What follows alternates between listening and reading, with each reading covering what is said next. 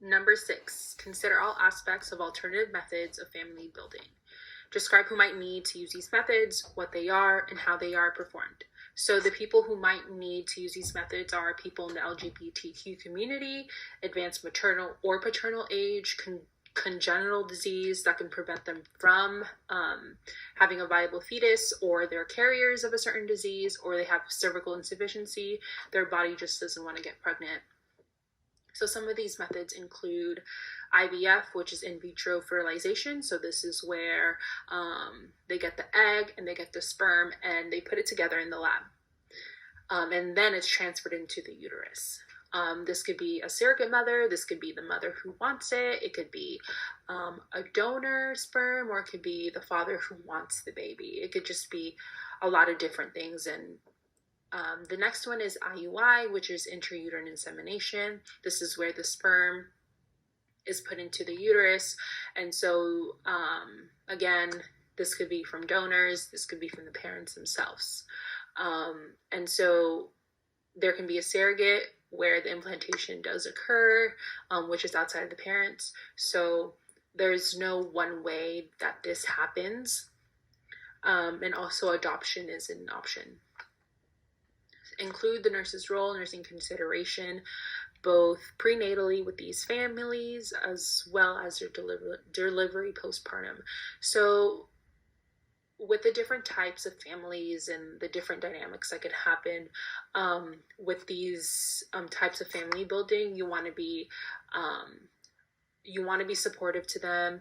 You want to answer all the questions that they have. You want to listen to all the fears that they have or concerns, and you just want to listen, and you want to be there to offer them support.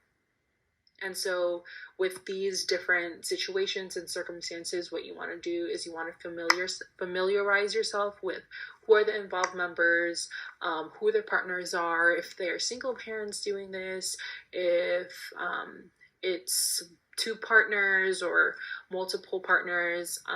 You just have to be open and just offer your support. Number 7, discuss the different types of early pregnancy loss, so less than 20 weeks of pregnancy. So first one is gestational trophoblastic disease. So this is a molar pregnancy, so it's non-viable. So this can result from 2 sperms fertilizing an egg at once.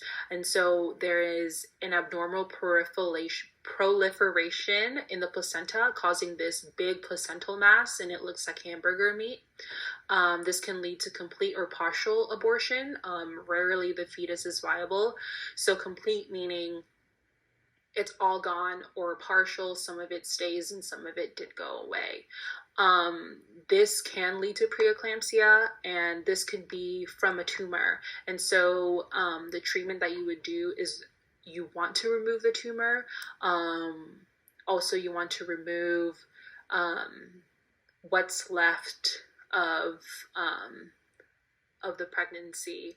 And so symptoms that can include high blood pressure, pain, pressure, discomfort in the pelvis, shortness of breath, malaise, nausea, vomiting, upset stomach, and vaginal bleeding. You want to educate these families that regarding their fertility, it might some sort of different method might be needed. And there could be a chance that it might happen again or might not, but that's just a bit of education you want to give them.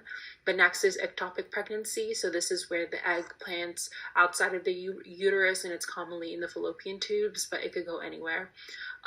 Usually there's a blockage that causes this implantation. And so the symptoms include sharp pain, bleeding, palpable pelvic mass, and a decrease in pelvic symptoms. So the treatment here is you want to do surgery. Usually this baby is also non-viable because it doesn't have the complete amounts to have a sustained pregnancy. So you just got to take it out.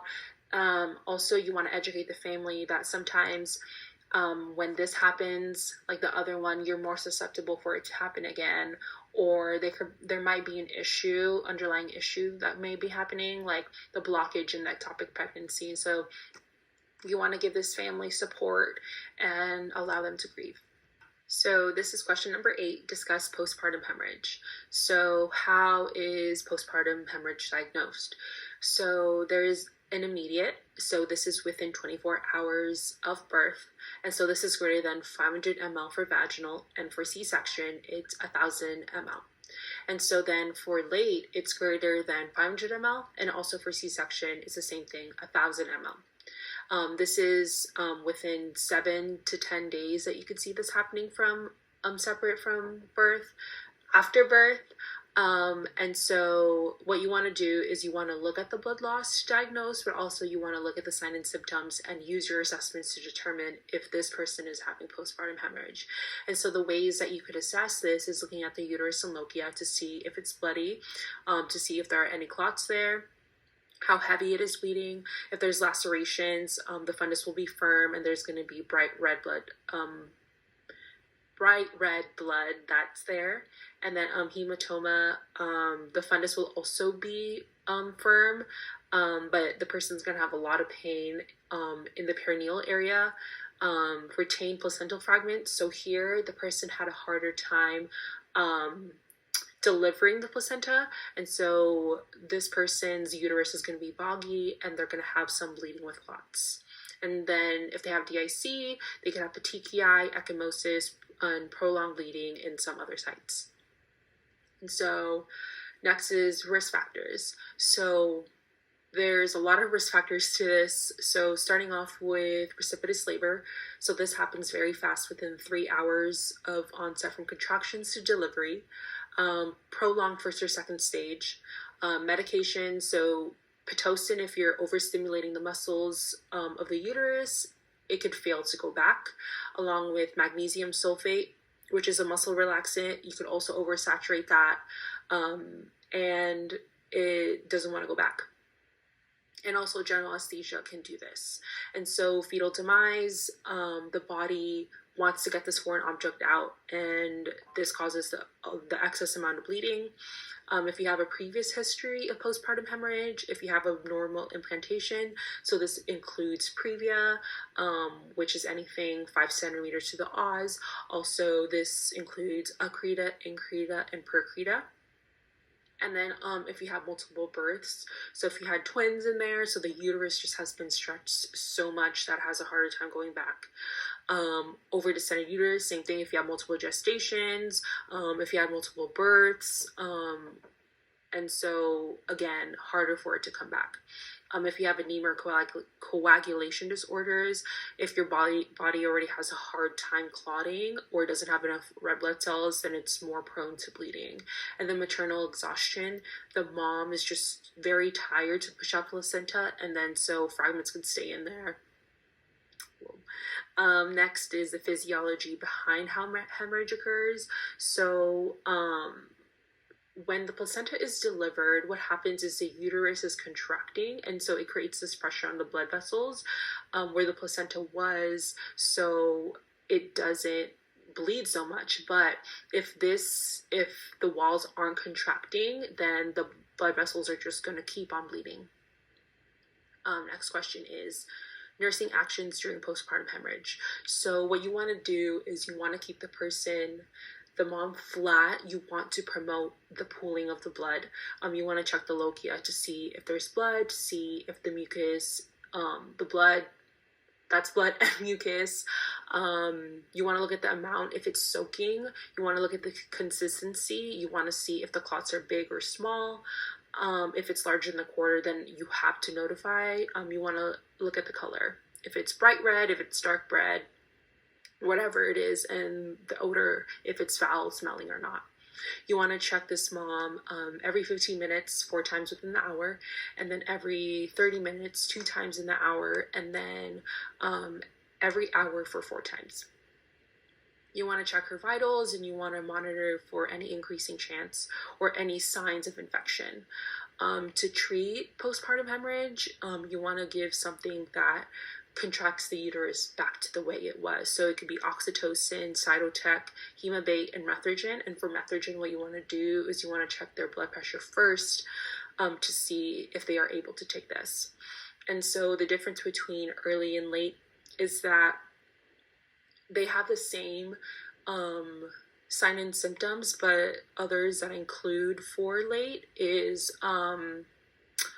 vaginal operative delivery and also advanced maternal age. And so also one of the difference is that for late postpartum hemorrhage, one of the most common one is that it's from plus retained placental fragments. And so this can be, and it also can include urine atony, laceration, hematoma, or bladder distension. Next is 9, describe the different types of twins and how they occur. So first one is di-di. So this means there's 2 separate chorions and 2 separate amnions. So that's 2 placentas and 2 sacs. So they are completely sharing nothing and they are by themselves. And so it's the least complicated, it's the best outcome, and it's the safest. Next is monodi. Now this is more common. So there's 1 chorion, 2 amnions. So there's 1 placenta and they have their own sacs. So what can happen here is that there's twin and twin transfusion. So one twin is getting more blood flow, more nutrients. So here the bigger baby has a harder time because there's a heavier demand on the cardiac output. So when the babies are out, the smaller baby, what you want to do is you want to make sure that they're covered. They're going to be smaller, so look out for hypothermia, make sure they are good on their feeds, make sure that they have adequate amount of oxygen, and then for the bigger baby, same thing, you want to give O2 and just make sure that it's okay. Typically the bigger baby will also be a little bit lethargic, and then the smaller baby is crying more and wants to feed. So there's an increased chance of placental abruption after the first twin is born. So that's twin A. And so breech is also a possibility because when twin A comes out, what can happen is there's just so much room for twin B that it could just flip. So for mono, there's 1 chorion and then 1 amnion. So 1 placenta and then 1 sac. So here, there's an increased amount of placental abruption, there's cord entanglement, there's just not enough room. Again, there could also be fetal entanglement. They are sharing everything. And so what can happen here is a physician could actually untie it during birth, but they have to be careful. If one of the fetuses is at risk here, they could do a stat C-section and take both of them out, but it just depends how the twins are doing. And finally, there's conjoined twins. Number 10, discuss the rationale and process of labor induction. So first one is cervical ripening. So what they do is they use prostaglandins preparations like cervidil or metoprolol to promote labor. So what they could do is they could get a Foley balloon or a Cook balloon to go up, and they fill it with the prostaglandins. So they fill that area, the fetal fibronectin, like I said, with the prostaglandins. And so the risk here is that infections can occur here because when you're putting things up the area, you're creating a susceptibility for more bacteria to go up there. So what you can do if that does happen, you can give some sort of antibiotics and monitor the baby. Also, another induction for labor is Pitocin administration. So this helps ripen up the uterus, and you need to titrate it up slowly. So you increase it 1 to 2 microunits every 20-30 minutes until you have effective enough contractions. And so the max is usually 20, but it just depends on what the doctor tells you to set it at. What you want to do is you want to monitor the contractions and make sure you do continued fetal monitoring to just make sure that the baby's okay. If too much of this, it could stress the baby out too much. A risk for this is that the fetus could just get stressed too much, and this could even call for a C-section. So you just want to make sure and look at the fetus. And what can happen is that there could just be so much saturation of Pitocin, and so this mom is at risk for postpartum hemorrhage. You could also give a tocolytic if that does happen. So then there's membrane stripping. So what happens is the doctor moves in circular motion to strip and induce labor. So here it won't progress if it's not there yet, or if it's the body is not ready. So again, the doctor is doing that circular motion. So when you're putting things up there, that can create more susceptibility for infections, and especially if the mom is GBS positive, that can create a higher chance of infection for the fetus to have. What are the indicators for that might be? So you might use these things if you have preeclampsia, and so it's just been narrowed so much and the fetus is just not receiving any nutrients that you need to take this out. You need to take the fetus out. If there's prolonged rupture of membranes, there's increased amount of infection. It's a risk for fetus, and so it's better to be out than to be in. Intrauterine growth restrictions, and so here too, if it's has a better chance thriving outside than inside, you need to take the baby out. Microsomia, if the baby's larger than 8 pounds, also you want to start that induction of labor, because if you wait longer, then the baby will have a harder time coming down, descending with shoulder dystocia, and the risk of Erb's palsy there. Also for postdates, because there's placental calcification, which then decreases the oxygen and nutrients exchange, which leads to fetal hypoxia and fetal wasting. Next question, what are the risks to cesarean births for both mom and baby? So for baby, what can happen here is that there's the lack of the thoracic squeeze that happens. So when the baby takes its first breath, it doesn't get that squeeze. And so the diaphragm usually pushes on that. But without that, what can happen is the baby could have wet lungs and they could have transient tachypnea. And then the baby could have lacerations. In the cesarean birth, things could just happen when they're down there with the scapula.